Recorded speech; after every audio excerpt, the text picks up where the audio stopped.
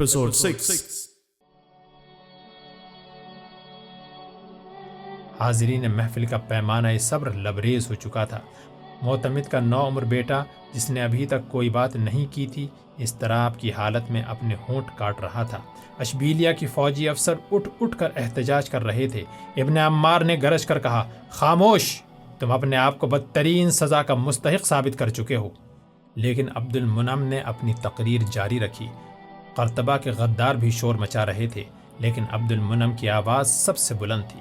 بلاخر ابن عمار چلایا، اس بدبخت کو لے جاؤ۔ 15-20 پہرے دار عبد المنعم پر جھپٹ پڑے اور اسے ڈھکیلتے ہوئے باہر لے گئے۔ قرطبہ کا ایک بااثر امیر جو تھوڑی دیر پہلے معتمد کے ساتھ وفاداری کا اعلان کر چکا تھا، اچانک اٹھ کر بولا، ابن عمار، عبد المنعم نے جو کچھ کہا ہے میں بھی اسی کی تائید کرتا ہوں۔ اور ابن عمار کا جواب کا انتظار کیے بغیر وہ عبد المنعم کے پیچھے ہو لیا۔ رات کے وقت حسن نے سونے سے پہلے اپنی ماں سے حسب معمول کہانی سنانے کی درخواست کی، لیکن ماں نے کہا، بیٹا آج تمہیں سعد کہانی سنائے گا۔ سکینہ سعد کو کہانی سنانے کا حکم دے کر اپنے کمرے میں آ گئی۔ وہ دیر تک اپنی کرسی پر بے حس و حرکت بیٹھی رہی، پھر دوسرے کمرے سے ایک کتاب اٹھا لائی اور کرسی کھسکا کر مشعل کے قریب بیٹھ گئی۔ یہ کتاب عبد الرحمن الدخل کی سوانح حیات تھی۔ چند صفحات پڑھنے کے بعد اس نے کتاب بند کر دی اور اٹھ کر بستر پر لیٹ گئی۔ سعد دبے پاؤں اس کے کمرے میں داخل ہوا۔ امی جان، اس نے جھجکتے ہوئے کہا۔ کیا ہے بیٹا؟ ماں نے اٹھ کر بیٹھتے ہوئے کہا۔ تم ابھی تک سوئے نہیں؟ سعد نے کہا، امی جان، مجھے معلوم ہوا ہے کہ ابا جان قید ہو چکے ہیں۔ سکینہ نے اسے بازو سے پکڑ کر اپنے پاس بٹھاتے ہوئے کہا، تمہیں کس نے بتایا؟ میں مغرب کی نماز کے لیے مسجد میں گیا تھا تو وہاں لوگ اس کا ذکر کر رہے تھے۔ تم نے اپنے بھائی کو بھی بتا دیا ہے؟ امی جان، مسجد میں احمد بھی میرے ساتھ تھا، اسے بھی معلوم ہو چکا ہے، لیکن ہم نے حسن کو نہیں بتایا۔ امی جان، میں بڑا ہو کر ابا جان کو قید سے چھڑا آؤں گا۔ سکینہ نے اسے سینے سے لگاتے ہوئے کہا، سعد، تمہارے ابا جان کا حکم ہے کہ ہم غرناطہ چلے جائیں۔ سعد نے بدحواس ہو کر کہا، لیکن ابا جان کو قید خانے میں چھوڑ کر ہم کیسے جا سکتے ہیں؟ ماں نے کہا، بیٹا، قید خانے کے دروازے توڑنے کے لیے طاقت کی ضرورت ہے۔ تمہارے باپ کی یہ خواہش ہے کہ تم غرناطہ سے ایک مجاہد بن کر نکلو۔ غرناطہ میں تمہارے خالو اور ان کے دوست تمہیں وہ تعلیم دے سکتے ہیں جو ایک مجاہد کے لیے ضروری ہے۔ سعد کچھ کہنا چاہتا تھا کہ خادمہ کمرے میں داخل ہوئی اور اس نے کہا، الماس آ گیا ہے اور وہ پوچھتا ہے میرے لیے کیا حکم ہے؟ سکینہ نے کہا، اسے بلاؤ، میں دروازے پر خود اس کے ساتھ بات کرتی ہوں۔ خادمہ چلی گئی۔ تھوڑی دیر بعد کمرے سے باہر الماس کے پاؤں کی آہٹ سنائی دی۔ سکینہ دروازے کے پردے کے پیچھے کھڑی ہو گئی اور سعد نے باہر نکل کر سوال کیا، چچا الماس، ادریس کے ابا کیسے ہیں؟ الماس نے جواب دیا، میں نے انہیں گھر پہنچا دیا ہے، ان کی حالت اچھی نہیں۔ سکینہ نے کہا، تم ان کے علاج کے لیے یہاں سے کسی تجربہ کار طبیب کو لے جاتے؟ الماس نے کہا، قرطبہ میں ابو الفتح سے بہتر طبیب کون ہو سکتا ہے، لیکن وہ بھی زیادہ پر امید نہیں۔ میں آپ سے یہ پوچھنا چاہتا ہوں کہ آقا میرے متعلق کیا حکم دے گئے ہیں؟ مجھے الزہرہ ہی میں ان کے متعلق علم ہو گیا تھا اور یہی وجہ ہے کہ میں نے یہاں حاضر ہونے میں دیر لگائی۔ میں شہر میں ان کے بعض دوستوں سے مشورہ کرنے کے لیے چلا گیا تھا، لیکن جس سے مجھے نیک مشورے کی امید تھی وہ یا تو قرطبہ سے بھاگ گئے ہیں یا قید ہو چکے ہیں۔ سکینہ نے کہا، سر دست، تمہاری بھاگ دوڑ ٹھیک نہیں۔ وہ تمہارے لیے جو حکم چھوڑ گئے ہیں وہ تمہیں بتا دیا جائے گا۔ اب تم جا کر آرام کرو اور ارس صبح جا کر معلوم کرو کہ عبد الجبار کی حالت کیسی ہے۔ سعد کے ابا تمہیں اپنا بھائی سمجھتے تھے اور میں بھی تمہیں نوکر نہیں بلکہ اپنا بھائی سمجھتی ہوں، لیکن اگر اشبیلیہ والوں کو یہ شک ہو گیا تم ایک بھائی اور دوست کی حیثیت میں ان کے لیے بھاگ دوڑ کر رہے ہو تو ممکن ہے وہ تمہیں بھی گرفتار کر لیں۔ آپ کیا کہتی ہیں؟ ان کے خاطر اگر وہ میری بوٹیاں بھی نوچ ڈالیں تو میں اف نہیں کروں گا۔ الماس، میں تمہیں جانتی ہوں، لیکن ان کی خاطر تمہارا قید سے باہر رہنا ضروری ہے۔ اب جا کر آرام کرو۔ سعد نے اندر آ کر کہا، امی جان، میں بھی صبح الماس کے ساتھ جاؤں گا۔ بہت اچھا بیٹے، چلے جانا۔ الماس چلا گیا۔ تھوڑی دیر میں سعد اپنے کمرے میں جا کر بستر پر لیٹ گیا تو مختلف خیالات اس کے دماغ میں چکر لگا رہے تھے۔ کبھی وہ قید خانے پر حملہ کر رہا تھا، کبھی وہ اشبیلیہ کی فوج کے ساتھ جنگ کر رہا تھا اور کبھی یہ کہہ کر ادریس اور اس کی بہن میمونہ کو تسلی دے رہا تھا کہ گھبراؤ نہیں، تمہارے ابا ٹھیک ہو جائیں گے۔ آدھی رات کے وقت اسے نیند آ گئی اور جب صبح کے وقت اس کی آنکھ کھلی تو ماں اس کے سرہانے کھڑی کہہ رہی تھی، سعد، سعد، اٹھو بیٹا، نماز کا وقت جا رہا ہے۔ سعد نے آنکھ ملتے ہوئے کہا، امی جان، چچا الماس چلا گیا؟ ہاں بیٹا، وہ تمہیں بلانے آیا تھا لیکن تم سو رہے تھے، اب تم نماز پڑھو، وہ تھوڑی دیر تک واپس آ جائے گا۔ نماز پڑھنے اور ناشتہ کرنے کے بعد سعد کچھ دیر الماس کا انتظار کرتا رہا۔ جب وہ نہ آیا تو اس نے ماں سے اجازت لے کر گھوڑے پر زین ڈالی اور الزہرہ کا رخ کیا۔ ادریس کے مکان پر اسے معلوم ہوا کہ اس کا باپ فوت ہو چکا ہے اور لوگ اس کا جنازہ قبرستان لے جا چکے ہیں۔ سعد کچھ دیر سکتے کے عالم میں مکان کے دروازے پر کھڑا رہا اور پھر قبرستان کی طرف چل دیا۔ لوگ قبرستان سے نکل رہے تھے۔ سعد نے چار دیواری کے قریب ایک درخت کے ساتھ گھوڑا باندھا اور اندر داخل ہوا۔ عبد الجبار کی قبر پر مٹی ڈالی جا چکی تھی اور چند آدمی قبر کے پاس کھڑے باتیں کر رہے تھے۔ الماس اور ادریس بھی وہیں تھے۔ سعد نے فاتحہ پڑھی اور آہستہ آہستہ قدم اٹھاتا ہوا ادریس کے پاس جا کھڑا ہوا۔ وہ اپنی انتہائی کوشش کے باوجود اپنے دوست کے ساتھ اظہار ہمدردی کے لیے موزوں الفاظ تلاش نہ کر سکا۔ جب وہ قبرستان سے باہر نکل رہے تھے تو سعد نے اس کے کندھے پر ہاتھ رکھتے ہوئے کہا، ادریس۔ ادریس نے مڑ کر اس کی طرف دیکھا۔ سعد اس سے آگے کچھ نہ کہہ سکا۔ اس کی آنکھوں میں جھلکتے ہوئے آنسو اس کے احساسات کی ترجمانی کر رہے تھے اور ادریس نے اس کا ہاتھ اپنے ہاتھ میں لے لیا۔ اگلے دن سعد اپنی ماں اور بھائیوں کے ساتھ ادریس کے گھر آیا اور اس نے ادریس کو بتایا کہ ہم پرسوں غرناطہ جا رہے ہیں۔ ادریس نے پوچھا، واپس کب آؤ گے؟ سعد نے آپ دیدہ ہو کر جواب دیا، مجھے معلوم نہیں، امی جان کہتی ہیں کہ اب ہم قرطبہ میں نہیں رہیں گے۔ میمونہ ان کی باتیں سن رہی تھی۔ وہ سسکیاں بھرتے ہوئے بولی، ہم بھی یہاں نہیں رہیں گے۔ سعد نے اسے تسلی دینے کی کوشش کی لیکن وہ پھوٹ پھوٹ کر رونے لگی۔ سعد کی ماں نے آگے بڑھ کر اسے گود میں لے لیا اور پیار کرتے ہوئے کہا، ہم بہت جلد واپس آ جائیں گے اور ہر روز تمہارے پاس آیا کریں گے۔ جب وہ رخصت ہو رہے تھے تو ادریس اور میمونہ مکان سے باہر ان کی بگھی کے قریب کھڑے تھے۔ سعد کی ماں نے بگھی پر سوار ہونے سے پہلے ایک بار پھر میمونہ کو پیار کیا اور پھر ادریس کے سر پر ہاتھ پھیرتے ہوئے کہا، بیٹا تم مرد ہو، اپنی ماں اور بہن کو تسلی دیا کرو۔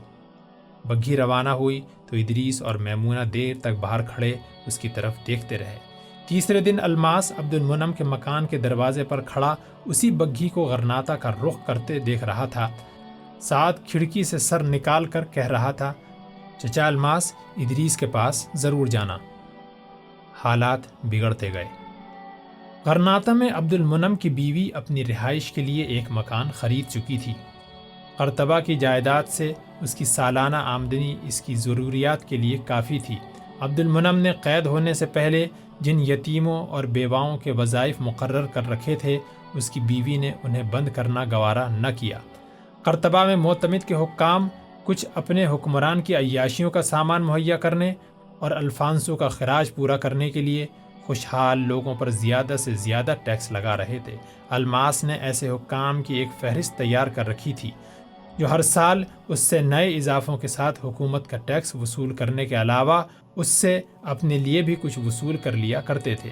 وہ ہر سال غرناطہ آتا اور زمین اور باغات کی ساری آمدنی عبد المنعم کی بیوی کے سامنے پیش کرنے کے بعد اس بات پر اصرار کرتا کہ اس سے حساب لیا جائے۔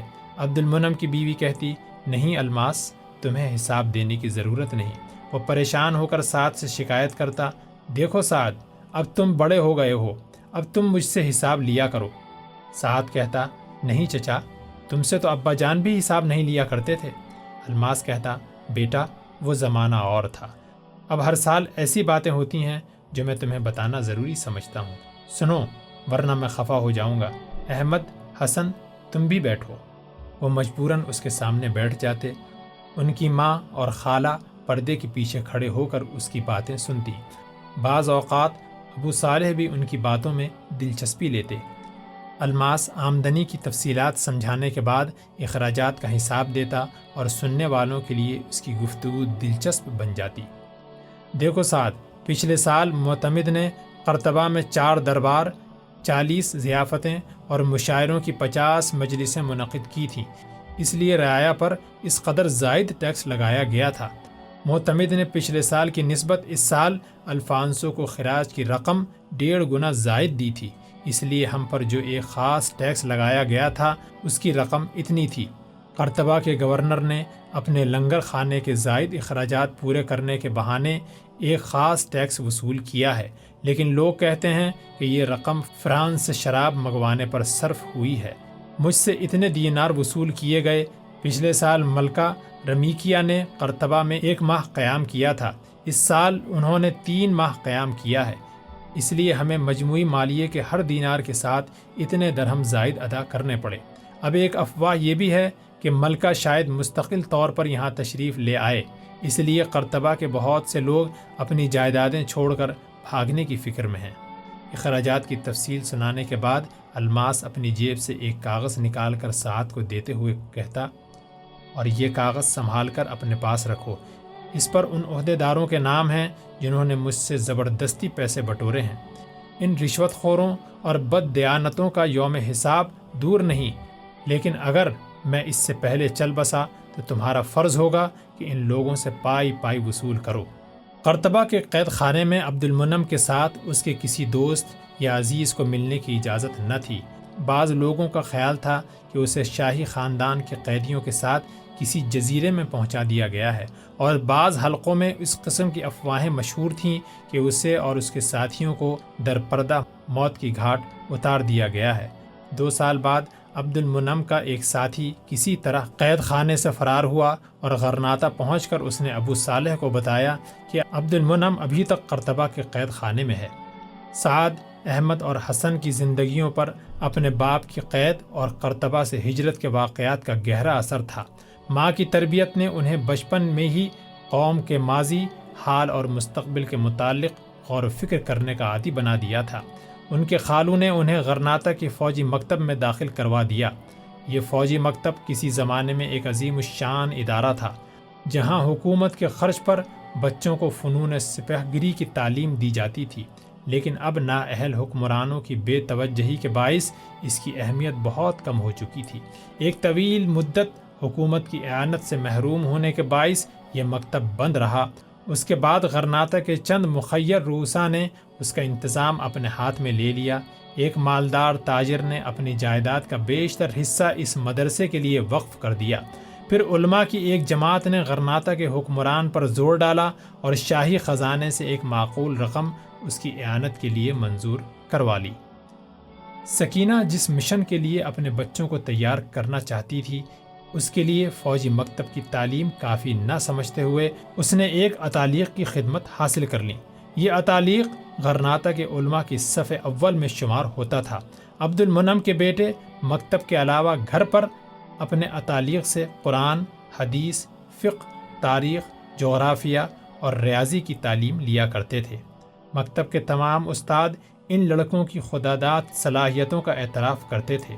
غرناطہ کے 9 عمر لڑکوں کی محفلوں میں جب تیر اندازی اور شہ سواری کے متعلق باتیں ہوتی تھیں تو عبد المنعم کے بیٹوں کا ذکر ضرور آتا۔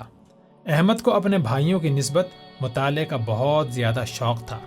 شیخ ابو صالح کے ذاتی کتب خانے میں سینکڑوں کتابیں موجود تھیں۔ احمد ہر دوسرے تیسرے دن اس کتب خانے میں چلا جاتا اور ایک نئی کتاب اٹھا لاتا۔ سعد اور حسن زیادہ تر اپنی درسی کتابیں پڑھنے پر اتفاق کیا کرتے، انہیں سپاہیانہ کھیلوں کے ساتھ زیادہ دلچسپی تھی۔ 17 سال کی عمر میں سعد اپنے جسمانی اور ذہنی صلاحیتوں کے اعتبار سے غرناطہ کے ہزاروں نوجوانوں کے لیے باعث رشک تھا۔ یہ فوجی مکتب میں اس کی تعلیم کا آخری سال تھا۔ اہل قرطبہ کے لیے اشبیلیہ والوں کی بدعہدی ناقابل برداشت تھی، لیکن ابن عمار کی سازش اس قدر کامیاب تھی کہ وہ بروقت کوئی قدم نہ اٹھا سکے۔ وہ علماء اور رہنما جن سے بغاوت کی توقع ہو سکتی تھی، اچانک حراست میں لے لیے گئے تھے۔ ان کا اثر و اقتداء زائل کرنے کے لیے ضمیر فروشوں کی خدمات حاصل کر لی گئی تھیں۔ کسی کو دولت اور کسی کو عہدے کا لالچ دے کر خریدا گیا تھا۔ چنانچہ پہلے ہی دن بعض مساجد کے خطیب معتمد کی عدل و انصاف اور فیاضی کی داستانیں سنا رہے تھے۔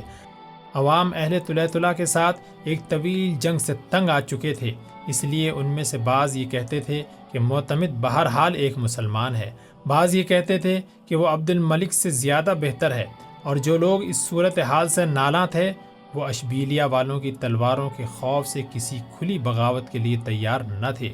ان کے جو رہنما ابھی تک قید خانوں سے باہر تھے وہ یہ محسوس کرتے تھے کہ سر دست ان کی طرف سے کوئی فوری اقدام خوشگوار نتائج پیدا نہیں کرے گا، اس لیے وہ وقت کا انتظار کر رہے تھے۔ معتمد شاہانہ شان و شوکت کے ساتھ قرطبہ میں آیا۔ الزہرہ میں اس کے دربار کی شان و شوکت دیکھ کر بعض سادہ دل لوگ بے حد مرعوب ہوئے، لیکن سنجیدہ لوگوں کو اس کی ظاہری نمائش متاثر نہ کر سکی۔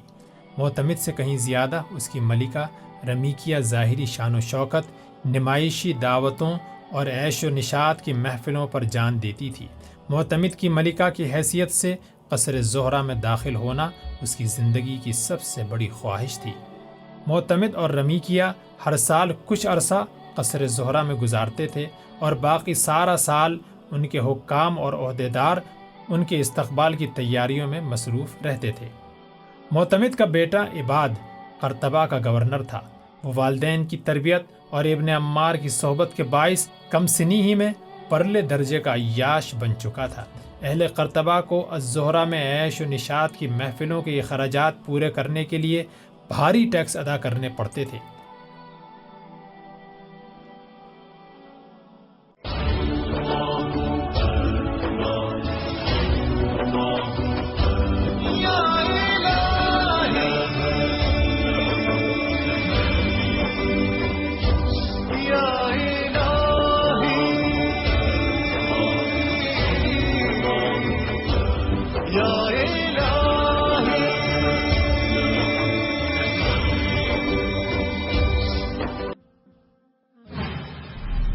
پیشکش رہبر ٹی وی